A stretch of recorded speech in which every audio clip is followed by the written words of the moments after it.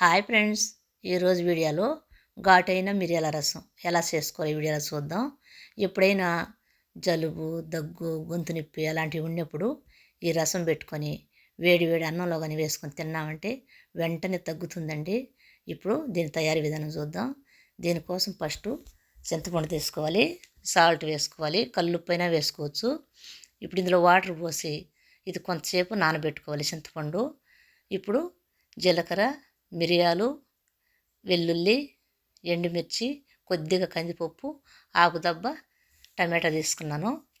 ఇప్పుడు ఇది మిక్సీ జార్లో వేసుకొని మెత్తగా మిక్సీ పట్టుకోవాలి. మిక్సీ పెట్టుకున్న తర్వాత చూపిస్తున్నాను. ఇప్పుడు చింతపండు మొత్తం ఒకసారి కలుపుకోవాలి. ఈ విధంగా కలుపుకొని ఇప్పుడు ఇందులోంచి పిప్పంతా తీసి పక్కన పెట్టుకునేయాలి. ఇందులోకి ఆకుదబ్బ టమాటా నేను ఒక టమాటా తీసుకున్నానండి. ఆకుదబ్బ ఇందులో వేసాను. ఆకుదబ్బ మసాలాతో కూడా మిక్సీ పట్టాను. ఇప్పుడు ఇందులో కొద్దిగా వాటర్ పోసుకొని కొత్తిమీర, కరివేపాకు వేసుకోవాలి. మళ్ళీ ఒకసారి కలుపుకొని ఇప్పుడు పక్కన పెట్టుకోవాలి. నేనైతే 3 మెంబర్స్కి రసం పెడుతున్నానండి. ఇప్పుడు స్టవ్ వెలిగించి స్టవ్ మీద గిన్నె పెట్టుకొని ఆయిల్ వేసుకోవాలి. ఆయిల్లోకి ఒక ఎండుమిర్చి వేసుకోవాలి. ఎండుమిర్చి కొద్దిగా వేగిన తర్వాత ముందుగా చేసి పెట్టుకున్న ఈ పేస్ట్ ఇందులో వేసుకోవాలి.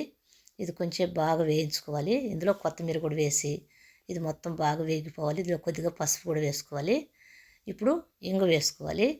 ఇంగు వేసి మళ్ళీ ఒకసారి కలుపుకొని వేయించుకోవాలి. ఇది వేగిన తర్వాత ముందుగా కలిపి పెట్టుకున్న రసం ఇందులో పోసుకోవాలి. ఈ పోసుకున్న తర్వాత నేనైతే పోసేటప్పుడు చూపించలేకపోయానండి, కొంచెం అది స్కిప్ అయిపోయింది. ఇవి మొత్తం కలుపుకొని ఇందులో పులుపు, సాల్ట్ కరెక్ట్గా ఉందేమో ఒకసారి చెక్ చేసుకోవాలి. పులుపు ఎక్కువగా ఉంటే కొద్దిగా వాటర్ వేసుకోవచ్చు.